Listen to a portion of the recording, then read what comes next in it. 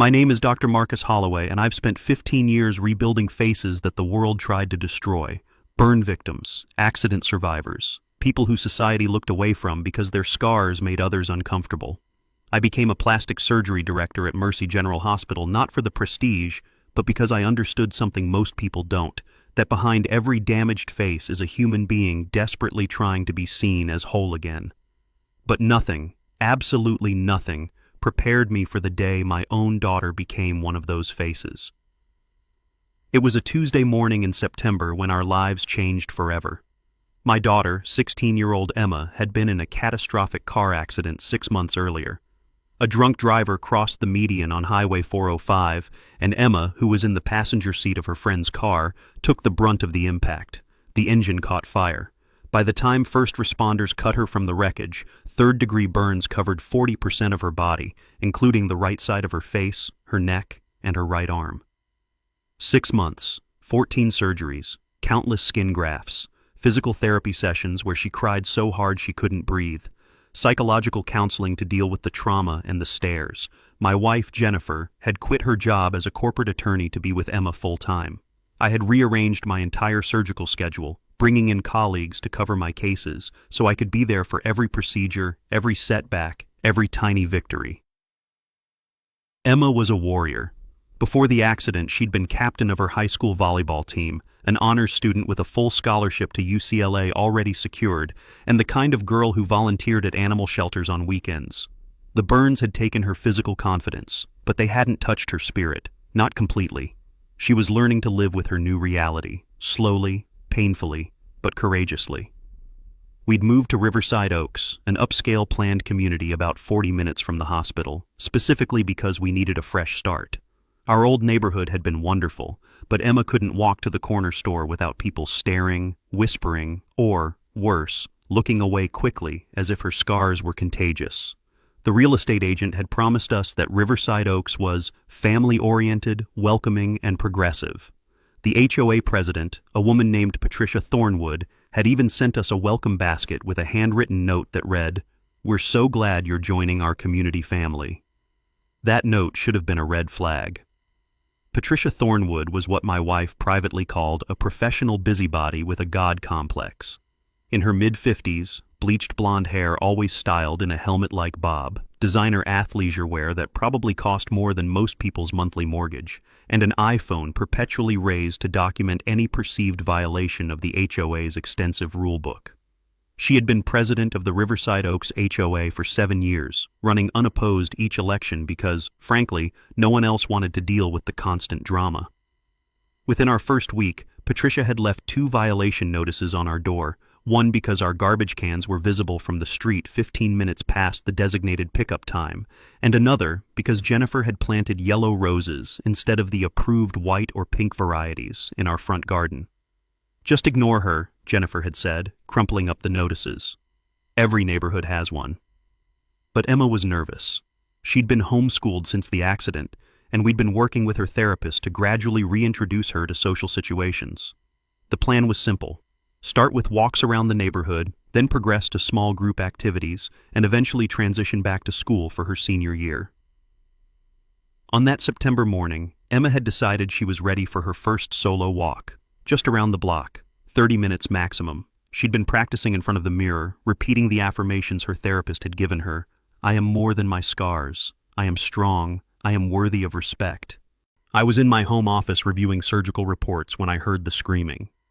Not Emma's scream, though that came seconds later, a sound so primal, so filled with agony that my blood turned to ice. I ran. My coffee mug shattered on the hardwood floor. Jennifer was right behind me, already calling 911. We burst through the front door and into a scene I still see every time I close my eyes. Emma was on the ground, convulsing, her hands clutching her face.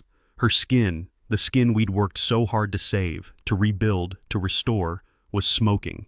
The chemical smell hit me before I could process what I was seeing, and standing over my daughter, phone raised, filming, was Patricia Thornwood. "That's what happens when you ignore HOA regulations," Patricia was saying, her voice shrill with righteousness. "This neighborhood has standards. You can't just walk around frightening people with that face." In her other hand was a spray bottle. Industrial cleaning solution. I recognized it immediately. Hydrochloric acid-based, the kind used for heavy-duty concrete cleaning, the kind that came with hazardous material warnings, the kind that was currently eating through my daughter's carefully reconstructed skin.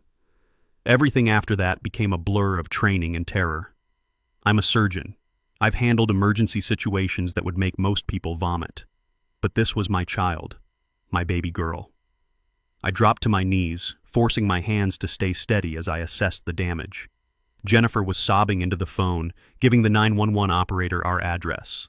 Neighbors were running over. Someone, I think it was our next-door neighbor Robert, tackled Patricia and wrestled the spray bottle away from her. "It was just cleaner," Patricia kept screaming. "She wouldn't move away from my prize rose bushes. The HOA rules clearly state that." "You threw acid on a child," Robert shouted back. The ambulance arrived in 7 minutes. 7 minutes that felt like 7 hours. I rode with Emma, holding her hand, watching as the paramedics started IVs and tried to stabilize her.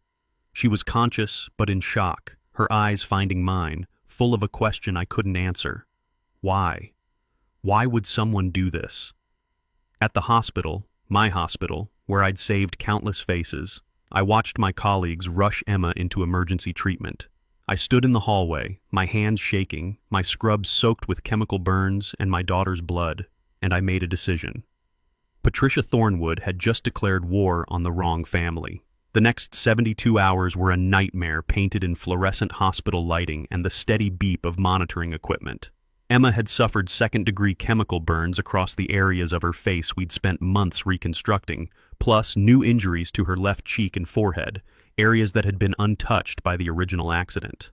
The hydrochloric acid had penetrated deep, destroying not just skin, but undermining the delicate graft work underneath. Dr. Rachel Kim, one of my most trusted colleagues and a specialist in chemical burn treatment, took lead on Emma's case. I couldn't operate on my own daughter. Hospital policy and my trembling hands made that impossible. Rachel worked for 11 hours straight that first night, performing debridement, applying specialized dressings, and quite literally saving Emma's face for the second time in 6 months. "She'll survive," Rachel told me in the ICU waiting room, her surgical mask pulled down, exhaustion etched into every line of her face. "But Marcus, the damage is extensive. We're looking at another year of reconstructive procedures, minimum. And psychologically," she didn't need to finish that sentence. Jennifer had barely left Emma's bedside. When she finally came out to the waiting room at 3 a.m. that first night, her eyes were red-rimmed and hollow. "The police are calling it aggravated assault," she said quietly. "Patricia was arrested at the scene. Her lawyer got her out on bail 6 hours later." Something broke inside me when I heard that. 6 hours. My daughter was fighting for her face, her identity, her future, and Patricia Thornwood was home sleeping in her own bed. But Jennifer wasn't finished. "There's something else," she said, pulling out her phone. "Robert, our neighbor, he sent me this. He's been documenting Patricia's behavior for the past 2 years. What she showed me changed everything. Robert Castellano was a retired police detective who'd moved to Riverside Oaks with his husband 3 years ago. He'd kept meticulous records, photographs, videos, emails, violation notices. Patricia Thornwood wasn't just an overzealous HOA president. She was a systematic bully who had targeted at least 7 families before us. There was the Martinez family, whose teenage son had autism. Patricia had called the police 14 times in 2 months, claiming their son's stimming behaviors in their own backyard were disturbing the peace.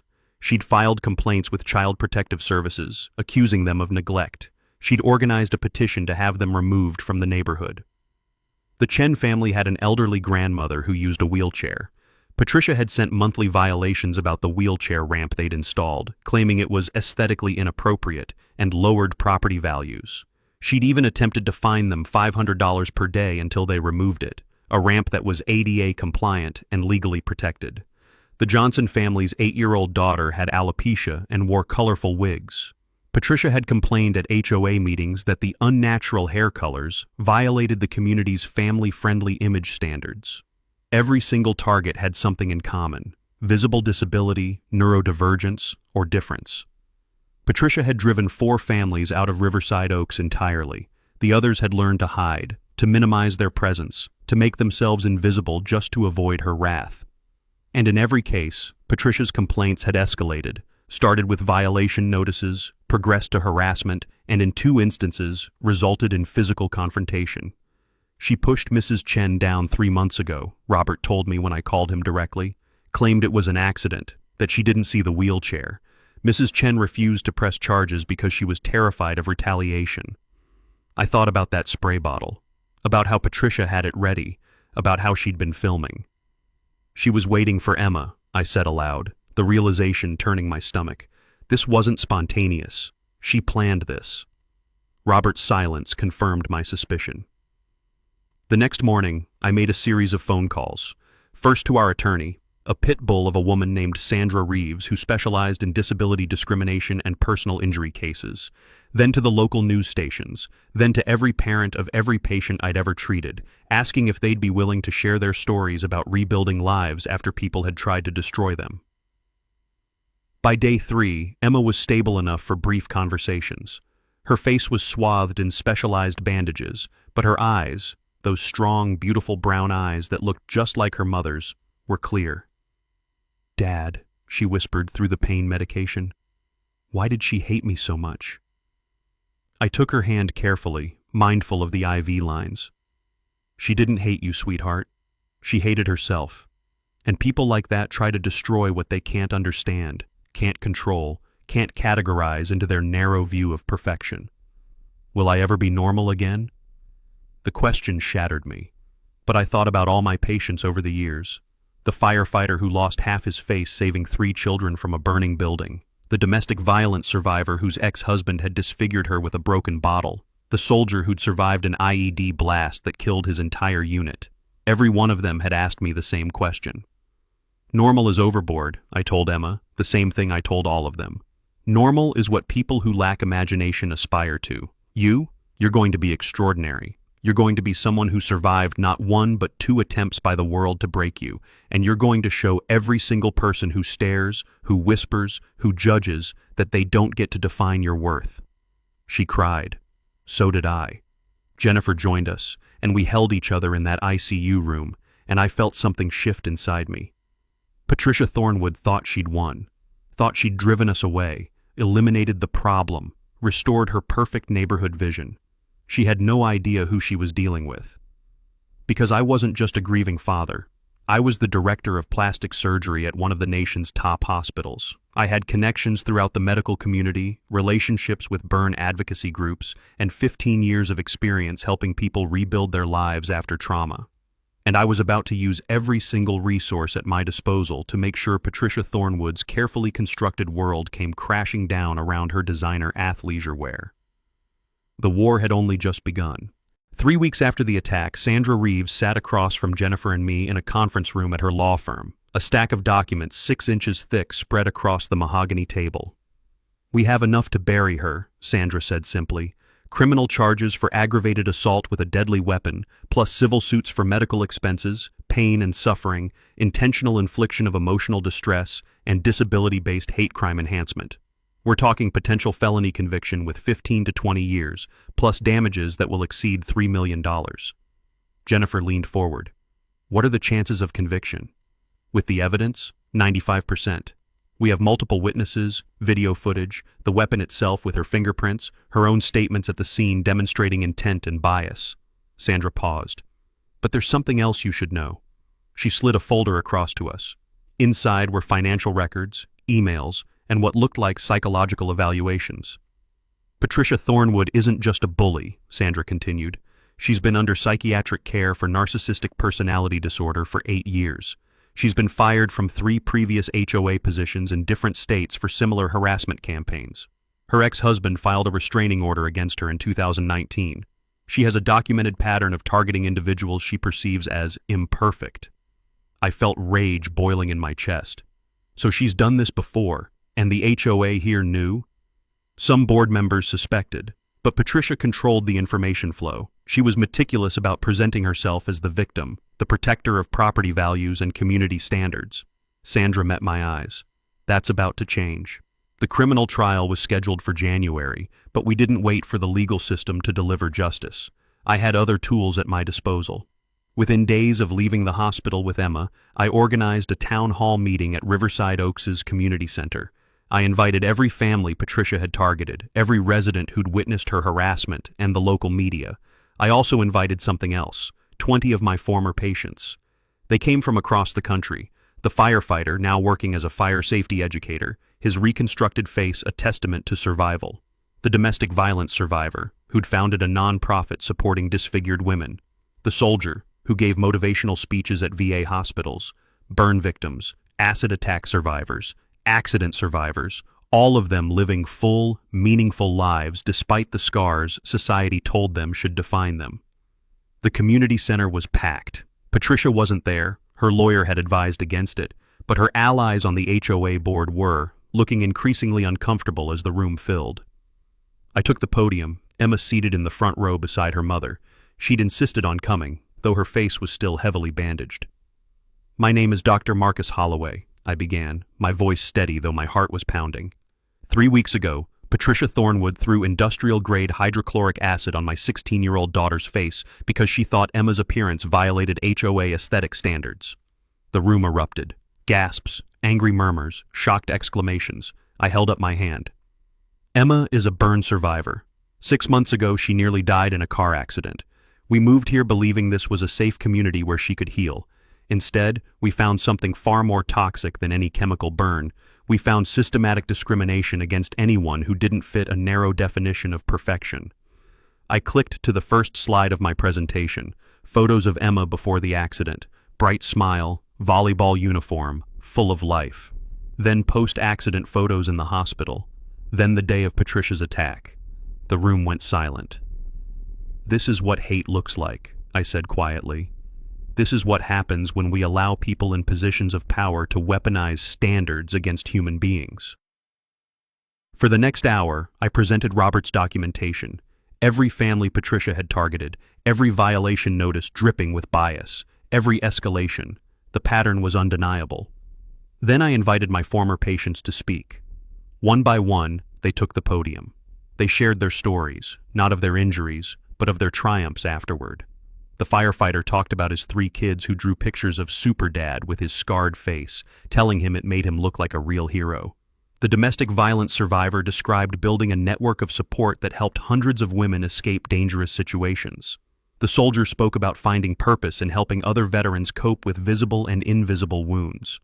By the time they finished, half the room was in tears. "These are the people Patricia Thornwood would have driven away," I said, returning to the podium. "These are the humans she saw as property value threats, as aesthetic violations, as problems to be eliminated.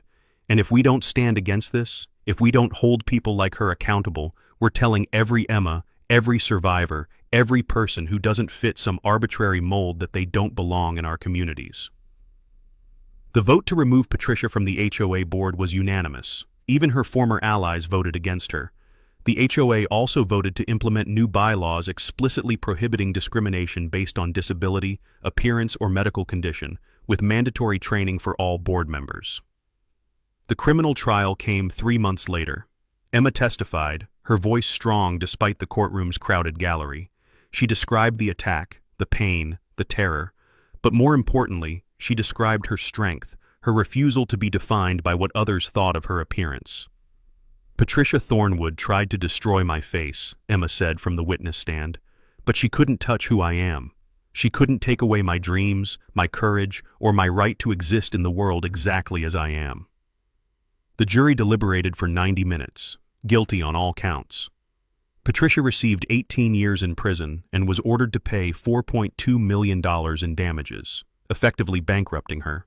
Her house in Riverside Oaks was sold at auction to cover the judgment. The proceeds went directly into a trust fund for Emma's ongoing medical care and a scholarship program for burn survivors pursuing higher education. But the real victory came 6 months later, when Emma walked across a stage to receive her high school diploma, a year late but triumphant. The auditorium erupted in a standing ovation. She wore a beautiful blue dress, her hair styled elegantly, her scars visible and uncovered. She had nothing to hide, not anymore. As I watched my daughter embrace her future, I realized something profound. Patricia Thornwood thought she was enforcing standards of perfection.